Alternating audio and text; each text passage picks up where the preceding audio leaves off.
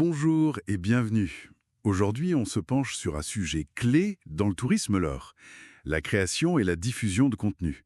Oui, c'est vraiment au cœur de la gestion de l'information touristique. Exactement. C'est fondamental pour tous les professionnels, actuels ou futurs, qui passent par exemple par un BTS tourisme. Tout à fait. On va essayer de voir ensemble comment rendre l'info touristique non seulement claire et précise, mais aussi vraiment attractive. Et surtout, comment la diffuser stratégiquement pour qu'elle touche sa cible. L'idée, c'est d'utiliser des méthodes éprouvées, un peu comme celles qu'on trouve dans les supports de formation. Je pense par exemple à ceux d'Adonis Éducation. C'est ça. L'objectif, c'est de décortiquer tout ça. Alors, par où on commence? La rédaction, j'imagine? Exactement, la base de la base. Clarté et concision. C'est pas si simple d'ailleurs, hein. Ah non. La concision, c'est vraiment l'art de dire juste ce qu'il faut, mais avec précision. Pas juste faire court. C'est un équilibre délicat.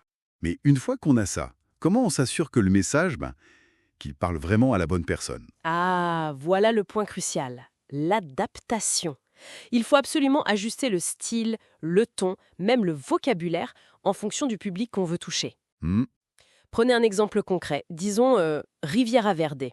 Si on vise les 18-30 ans, on va adopter un ton dynamique, parler d'aventure, de fun, Genre, viens t'éclater sur les vagues. voilà, quelque chose comme ça. Alors que pour les seniors, disons les 60 ans et plus, on va plutôt miser sur la tranquillité, le confort, la sécurité. Donc là, ce serait plutôt détente et découverte au soleil. Exactement. Un ton plus apaisant, rassurant. C'est presque deux discours différents pour le même lieu, en fait. C'est hyper important, cette adaptation. Mais est-ce qu'il n'y a pas un risque que ça sonne un peu faux, un peu trop marketing si on segmente comme ça? C'est une très bonne remarque. Si c'est juste une façade, oui, ça peut sonner faux. L'astuce, c'est l'authenticité dans l'adaptation. Comment ça? Il faut que le langage utilisé résonne vraiment avec ce que recherche la cible. Et c'est là que le storytelling entre en jeu. Ah, le fameux storytelling. Oui, mais bien fait. Pas juste inventer une histoire, mais trouver la bonne histoire qui crée une vraie connexion émotionnelle. Parfois, l'anecdote d'une rencontre sympa dans une petite auberge à Lyon, ça marque plus qu'une liste de monuments. Je vois. Rendre l'expérience humaine. C'est ça. Et puis jouer sur les sens, les émotions, décrire l'odeur des pins sur la Côte d'Azur, le silence un peu magique d'une croisière sur le Nil. Il faut immerger le lecteur. D'accord. Et bien sûr, ne pas oublier les appels à l'action, les CTA, comme on dit. Réservez votre visite gourmande ici claire et directe. Ça guide le lecteur. Mais il faut que ça vienne naturellement. Logique. Donc on a le message, l'histoire, mais il faut que la forme suive, non? Quels outils on utilise pour mettre tout ça en musique, de façon pro? Absolument. La forme, c'est crucial. Bon, on a les outils de base, hein. Traitement de texte type Word, un tableur comme Excel, PowerPoint pour les présentations. Ça, c'est indispensable pour organiser l'info. Les classiques. Voilà. Mais pour aller plus loin, pour des brochures, des magazines en ligne qui claquent visuellement, là, on passe à la PAO, la publication assistée par ordinateur. Ah, PAO? Oui. Des logiciels comme Adobe InDesign, c'est un peu la référence pour des mises en page complexes.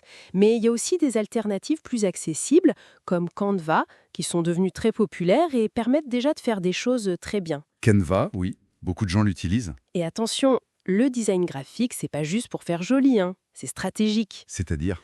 La hiérarchie visuelle, ça guide l'œil. Une bonne typo, c'est essentiel pour que ce soit lisible.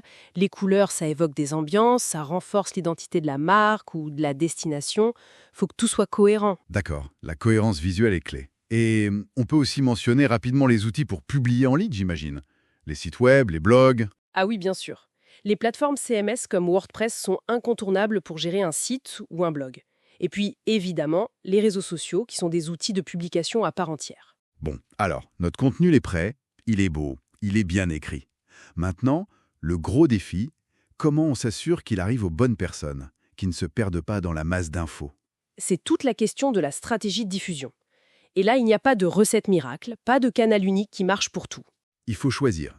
Il faut choisir intelligemment. Est-ce qu'on utilise des canaux traditionnels, genre brochures bien ciblées, des relations presse, des événements, ou plutôt le numérique, site web, blog, réseaux sociaux, emailing? Ça dépend totalement de qui on veut toucher. Faut connaître sa cible sur le bout des doigts, en fait. Exactement. Reprenons notre exemple éco-voyage en Ardèche. Pour les familles, où est-ce qu'on va les trouver? Peut-être sur Facebook, sur des sites spécialisés famille, avec des brochures dans certains lieux. D'accord. Pour les jeunes adultes, on va plutôt aller sur Instagram, peut-être TikTok, contacter des blogueurs voyage, faire des newsletters ciblés. Logique. Et pour les retraités, là, le courrier papier peut encore très bien marcher, ou un magazine senior local, ou passer par des agences de voyage de proximité. C'est vraiment du cas par cas. Vouloir être partout, c'est souvent être nulle part efficacement. Choisir ses batailles, en somme. Voilà, et une fois qu'on a diffusé, c'est pas fini. Il faut absolument évaluer ce qui marche. Mesurer l'impact. Oui, regardez les chiffres, la portée des publications, l'engagement, les likes, les commentaires, les partages et surtout les conversions.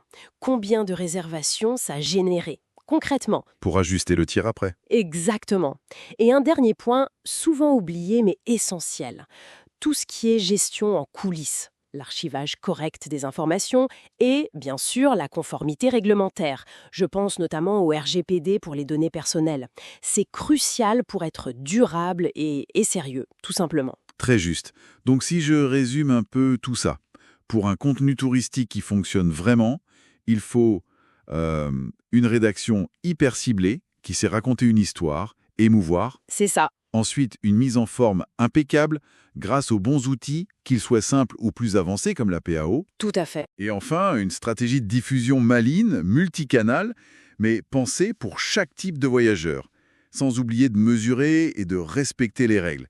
C'est un sacré boulot, hein? C'est un travail complet, oui, mais passionnant. Et ça nous amène d'ailleurs à une réflexion pour l'avenir. Ah, ben oui. Aujourd'hui, on est submergé d'infos. Et maintenant, il y a l'intelligence artificielle qui commence à créer du contenu massivement. C'est vrai? Alors, la question, c'est comment le secteur du tourisme va pouvoir continuer à innover? Comment offrir une information qui soit pas juste visible et pertinente, mais qui soit aussi perçue comme authentique, digne de confiance? La bataille de l'authenticité. C'est une excellente question pour terminer. Peut-être que le vrai défi, il est là maintenant. Donner envie de vivre quelque chose de vrai.